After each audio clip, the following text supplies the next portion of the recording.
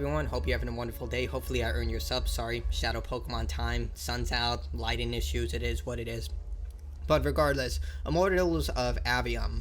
It came out today. I've been playing it. I've actually been having a good time. It's basically a fantasy first-person shooter. It has all the generic things you can possibly imagine. Like if you're familiar with Final Fantasy, Dragon Quest, Breath of Fire, it has all the elements. I've been able to predict the story from the beginning, but it might change up in the later half of the game. But regardless, I'm having fun with it. It doesn't break ground with anything new, but what it does right, it does very well. The combat is fast-paced, it's engaging, you have a plethora of enemies to fight against. The world seems rich and vibrant. It definitely feels alive. The presentation is well done. Like, you definitely feel like you're in a giant war. I feel like there isn't a lot of sound effects that really engage you, but for the most part, it's a decent game, and I think it's really well done. And considering that EA helped fund this game through their EA Originals program, shows that they have faith in it. Regardless, I do think that it has potential, but if you're planning to get this game, I would recommend that you avoid the PC version. Now, I've been playing this game on console, but I decided to check out the PC version to see how it runs, because you know that PC players tend to get the short end of the stick. Because usually for the AAA market, they release games first on console, because consoles are set platforms with very specific specifications, so it's easier to develop for them, as opposed to PC, which there are a lot of different configurations that people can have. Regardless, that doesn't mean that PC players should get the short end of the stick. You shouldn't release a game until it's ready for the platform that you're releasing on. Indie games tend to go in the opposite direction, because their games are smaller and thereby don't have a lot more complexity to it, so they're able to release it on PC a lot more effectively, as opposed to a big AAA game like, say, Final Fantasy. But yeah, it seems that a lot of people on PC on Steam have been stating, do not buy. It seems the developers do not understand the average PC player doesn't have a 3090 or 4090. Even people who get left positive reviews stated that they've been having issues with the game. So you can see here, fun so far, runs great on my AMD 7090 and 100. Maybe it's the people having issues are on NVIDIA and it's their drivers or bugs of something. So I have a 790X 3D and a 4080. It doesn't feel like it's running smooth even with DLSS on. Needs more time to cook. DLSS 3 frame rate implementation is very poor. Severe input latency when active and lots of ghosting. This person says it runs great on their PC. Visuals are pretty good with some exceptions. Story seems decent so far. So this person is probably having a good time with the game. Maybe they have a low end setting on. The game really needs a performance update patch or something. I don't understand why my computer is struggling with this with all the specs I have. I'm having fun with the story and mechanics. So it seems that people who have very high-end PCs are the ones who are having problems with the game, where people, I will assume this person probably has an average PC, like, just straight out of the box. I could be wrong about that. They didn't provide specs or anything. But, would like to see more graphic options, such as the ability to remove motion blur. Oh yeah, that's an issue I noticed on the Xbox version. There's no motion blur issue. So maybe they do have a decent PC, I don't know. But it seems that people who do have very high-end PCs are the ones having issues. Having its optimization that weirded me out, running a 3080 with a 129K CPU. A mix between ultra and high settings, getting some strugglings on some areas, but so far, highly suggest the iron out the bugs. Do not buy this game. It evidence it wasn't play tested.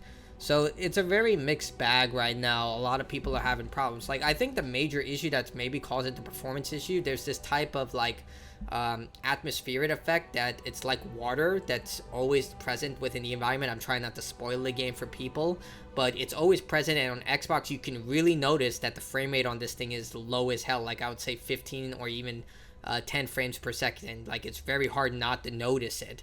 And I think that's what's majorly causing it, because when you go through the world, the open world section, well, it's a semi-open world section, the game is seamless. Like, you can go from one area to next pretty effectively, but in the closed up environments, everything runs at a very stable frame rate. So maybe that's why. I'm not really sure.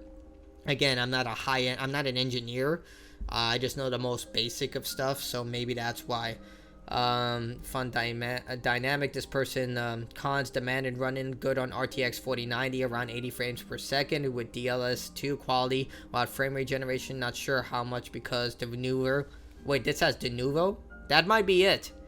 Like, it might be because of de novo, because I don't know if anyone remembers this, but when Resident Evil Village came out, people were able to crack the game, and then they found out that the game actually runs better without de novo. Like, it ran worse with de novo. So if you bought the game legitimately, the game ran worse. And this is because the game constantly checks your connection to make sure that your game is legitimate. So people who pirated Resident Evil Village actually got a better experience than people who got it through legitimate means, which isn't the best situation. So if you have de novo on it, this person says it does, then that's a real, like, kick in the nuts for your game. Look, I'm not saying that it's not necessary. When it comes to PC, it's very easy to pirate your games as opposed to console, because consoles, modern day consoles, generally have to be online to get the full optimization. And yes, there are workarounds. There are people who found workarounds, but you're playing with fire when it comes to that situation, because the second Microsoft or Sony sees that, they instantly brick your system. So Nintendo as well, they'll just like, boom, bricked. Your system is basically just a paperweight at this time. You can still play games on it, but you know, you can't access any online features ever again. So at that situation, it's a little harder for a console because of those security measures, as opposed to PC, where it's a lot easier.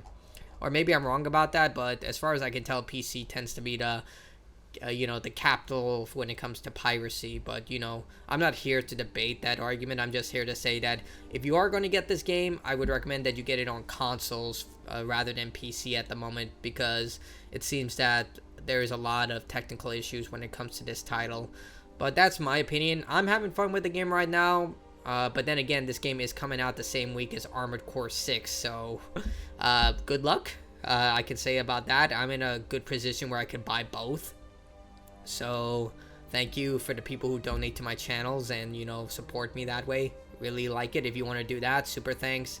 And join button is available below for this and my main channel. Also, my Twitch channel has been monetized as well, so I'm affiliated. Either way, tell me what you think about this. Are you planning to get Immortals? Are you planning to just bypass it? Or maybe it interests you, but you're just not interested at the moment because Broke September is about to come, Broketober is about to come, November is going to come, and that's Broke November as well. So we're coming into the busy season very quickly, especially with Starfield coming out. It comes out September 9th, I believe. Or it definitely comes out early September, so that's also going to be another massive game. So tell me what you think, and that's it for me. Like, subscribe, or dislike, depending on you. Bye.